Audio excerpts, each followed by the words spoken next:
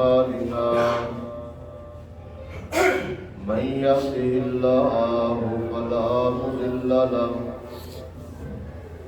ومن يضلل فلا هادي له وأشهد أن لا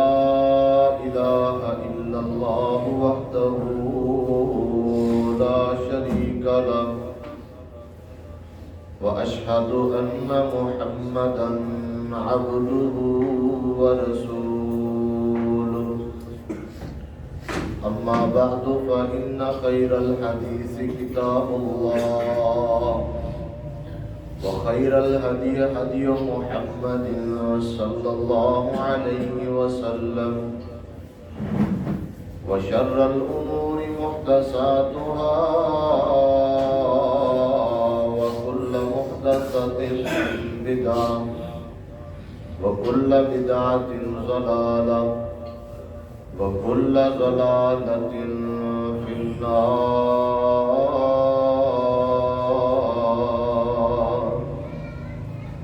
اللهم صل على محمد وعلى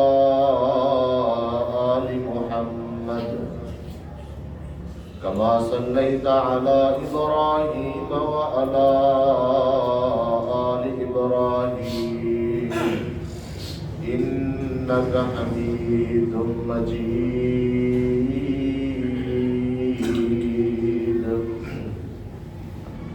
اللهم بارك على محمد وعلى آل محمد كما باركت على إبراهيم وعلى آل إبراهيم إنك حميد مجيد.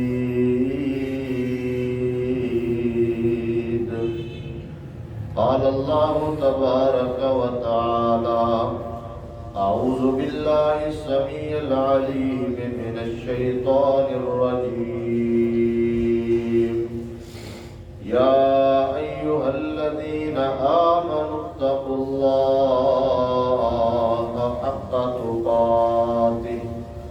ولا تموتن إلا وأنتم مسلمون. رب اشرح لي صدري ويسر لي أمري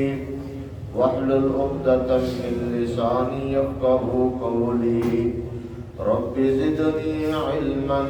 رب زدني فهما. سبحانك لا علم لنا إلا ما علمتنا إنك أنت العليم الحكيم.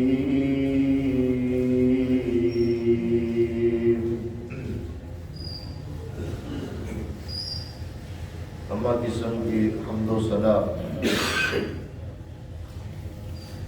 اللہ رب العالمین کی ذات پاک کے لیے خاص ہے، جو اس کائنات کا خالق، مالک، داتا اور رازق ہے. جائز اور مشروع درود و سلام امام الاولین والآخرین،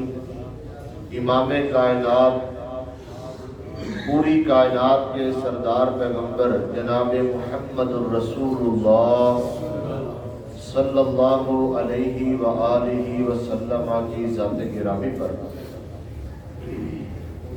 ذی وقار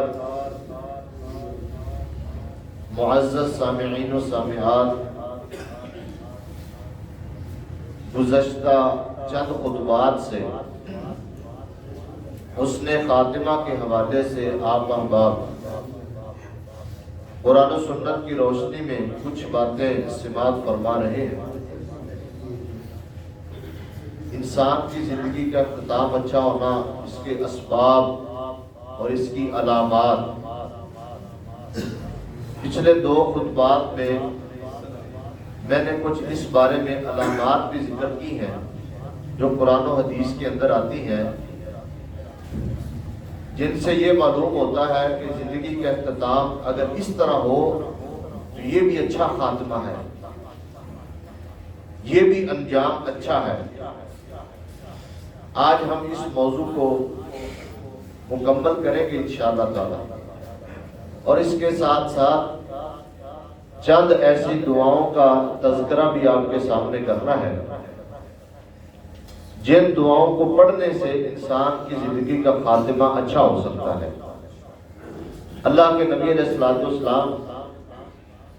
بہت زیادہ اذکار اور دعاؤں کا اہتمام کرتے تھے۔ کچھ ایسی دعائیں بھی تھیں جن کے اندر انسان کی دنیاوی زندگی، اخروی زندگی، قبر والی زندگی خوبصورت بنانے کا تذکرہ اور اللہ تعالیٰ سے ان کے اندر التجا اور درخواست کی گئی ہے۔ ان دعاؤں سے پہلے ہم کچھ علامات مزید بھی ہیں جن سے یہ پتہ چلتا ہے کہ اگر اس طرح انسان دنیا سے چلا جائے تو اس کے لیے اللہ کے ہاں بڑا اجر ہے۔ ایک علامت نبی علیہ الصلوۃ والسلام نے یہ بھی بیان فرمائی ہے کہ اگر کوئی شخص اپنی سواری سے گر کر فوت ہو جاتا ہے، اس کی سواری اس کو نیچے گرا دیتی ہے، اونٹ ہے، گھوڑا ہے یا کوئی بھی سواری ہے جس سے گر کر بندہ فوت ہو جاتا ہے، اور اسی طرح اگر کسی بندے کو کوئی موذی جانور کاٹ لیتا ہے، ڈس لیتا ہے، ڈنگ مار لیتا ہے، اس کاٹنے کی وجہ سے وہ بندہ دنیا سے چلا جاتا ہے، فوت ہو جاتا ہے، اللہ کے نبی علیہ الصلوۃ والسلام نے ایسے شخص کو بھی شہید کا درجہ دیا ہے، شہادت کے مرتبے پر ہی اللہ نے اس کو فائز کیا ہے۔ آپ علیہ الصلوۃ والسلام نے فرمایا، سنن ابی داؤد اور اس طرح دیگر کتب احادیث کے اندر بھی یہ حدیث ہے، المعجم الکبیر امام طبرانی کی، اس میں بھی روایت ہے، آپ نے فرمایا من سوری عن دابتہ فہو شہید، جو بندہ اپنے چوپائے سے نیچے گر کر فوت ہو گیا وہ بھی شہید ہے، اس کی بھی موت بڑی اچھی ہے، اس کو بھی اللہ نے شہادت والا مرتبہ دینا ہے۔ اور ایک حدیث میں یہ بھی ہے، او وقصتہ فرسہ او بعیرہ، کسی بندے کو اس کے گھوڑے نے یا اونٹ نے نیچے گرا دیا اور وہ فوت ہو گیا، او لدغتہ حامۃ، یا اس کو موذی جانور نے ڈس لیا، ڈنگ مار لیا، آپ علیہ الصلوۃ والسلام نے فرمایا یہ بھی شہید ہے، اللہ نے اس بندے کو بھی شہادت والی موت عطا فرمائی ہے۔ صحیح بخاری کے اندر امام بخاری رحمہ اللہ نے ایک باب قائم کیا، باب فضل من یسرع فی سبیل اللہ فمات فہو منہم، اس شخص کا بیان جو بندہ فی سبیل اللہ، اللہ کے راستے میں گرا دیا جائے، سواری سے گرا دیا گیا، سواری سے گر پڑا، فمات، پھر فوت ہو گیا، فرمایا فہو منہم، یہ بھی انہی شہداء کے اندر شمار ہوگا، اس کو بھی اللہ تعالیٰ شہداء کے مرتبے تک پہنچا دے گا۔ یہ بھی ایک علامت ہے، بلکہ دو علامات ہیں، ایک سواری سے گرنا، اس وجہ سے فوت ہو جانا، اور دوسرا کسی موذی جانور کے کاٹنے کی وجہ سے انسان کی زندگی کا اختتام ہو جانا، یہ بھی حسن خاتمہ کی علامت ہے۔